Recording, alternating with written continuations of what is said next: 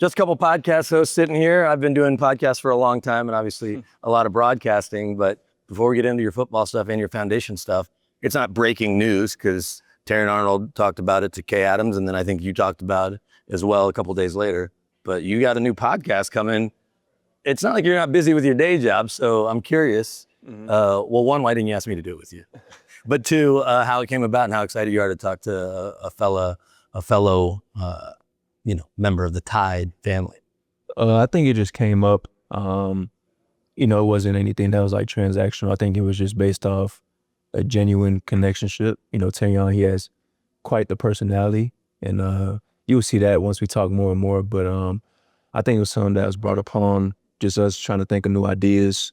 The way to get the fans engaged with our lives. And, we realized that not many DBs collab together in a unique space and just really sit back, chill, talk life, talk ball, talk anything, and just have fun with it. So it was something that was brought up, say, like a couple months ago.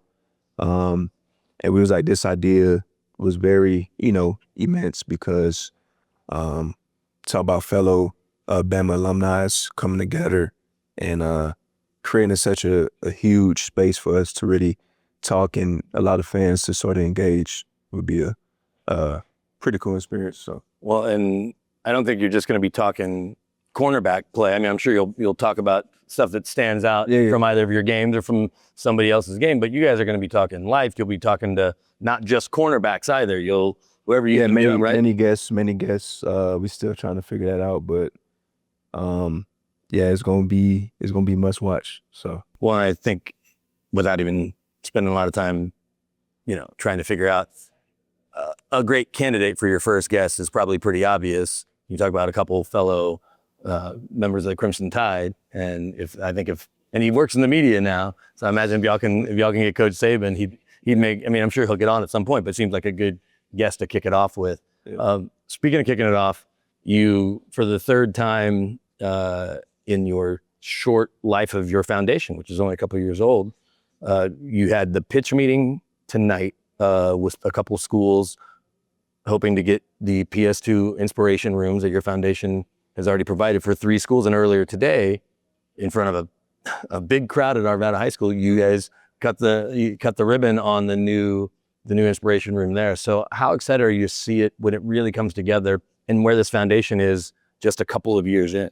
I think it's pretty cool seeing it come full circle, seeing it come to life just with, my team, my board members coming together and collaborating and trying to figure out what can we do to change the community and these schools' lives and the likelihood of their school. So I think it's very important to make sure they get state-of-the-art equipment, state-of-the-art technology and tools to make sure, they could explore their future endeavors whenever that time comes. And not only for this year, but the students, that's going to be coming up, they're going to be able to have the chance to really go in and explore that room.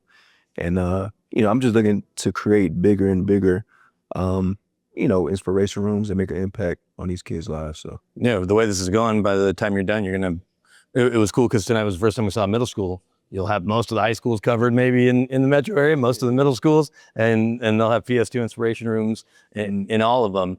There was some breaking news, and you did talk about it earlier today, but as you've now had time to kind of settle in, see some of your teammates, including Bo Nix sent his 4th tweet for the first time, or it's the 4th time since February, because so many folks here in Broncos country are excited about the announcement of the new stadium at Burnham Yards, just a hop, skip, and a jump from where Empower Field at Mile High is, keeping the team in Denver for decades upon decades to come. How cool was it to see the announcement come down? Because I'm sure you heard rumblings, but to see it come down and to know that it's staying there and will be truly one of a kind.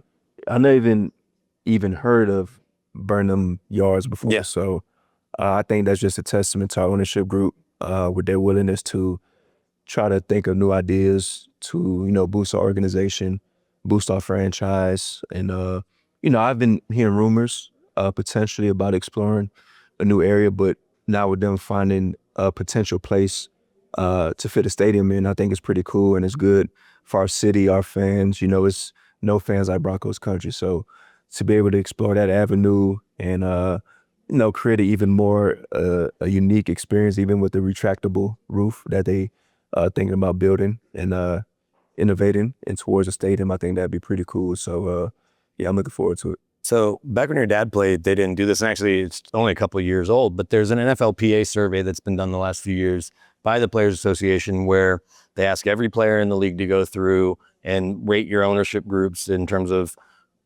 how they handle travel, how the practice facility is, how things are on game day, how they take care of fans. It's a number of things.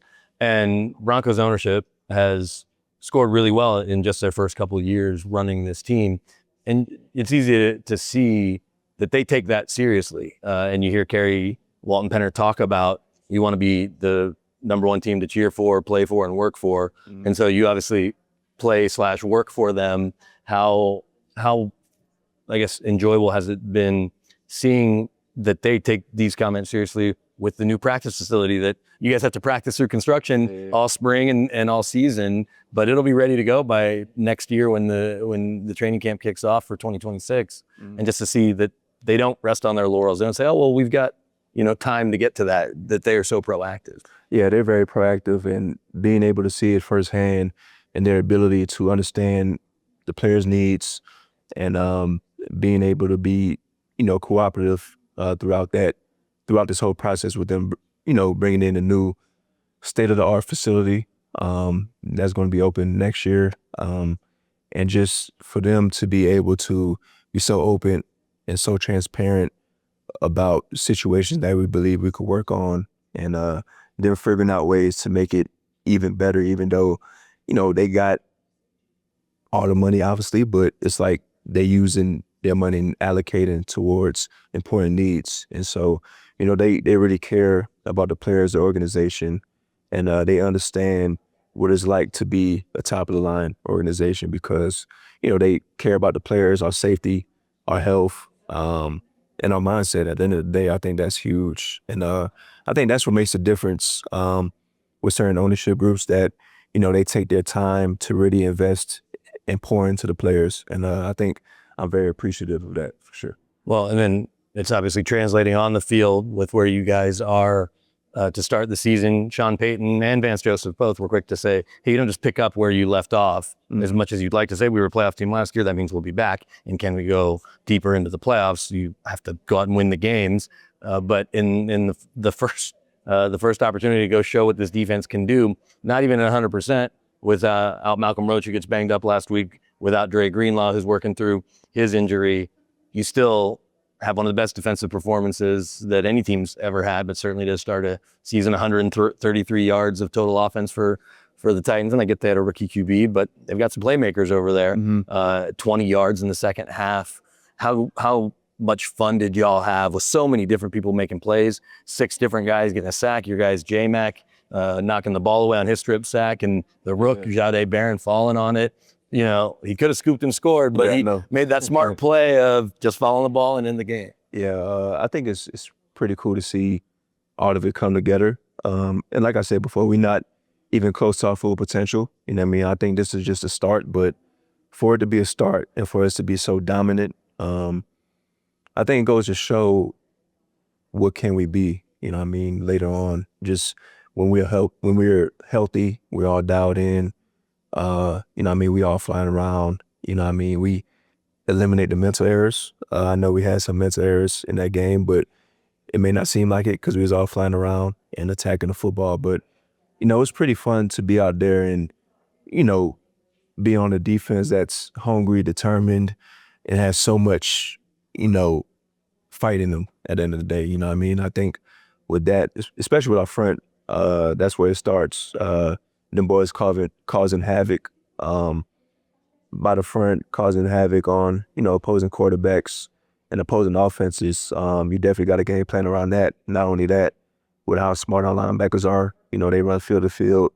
And then our secondary, I think we've been able to develop a unique bond to where we all know our strengths. We all know how to communicate to each other and sort of fly around on the field, which is pretty cool and unique. So you were the defensive player of the year last season, just the 6th corner to ever win it. And you always talk about maintaining your level of play or even increasing it.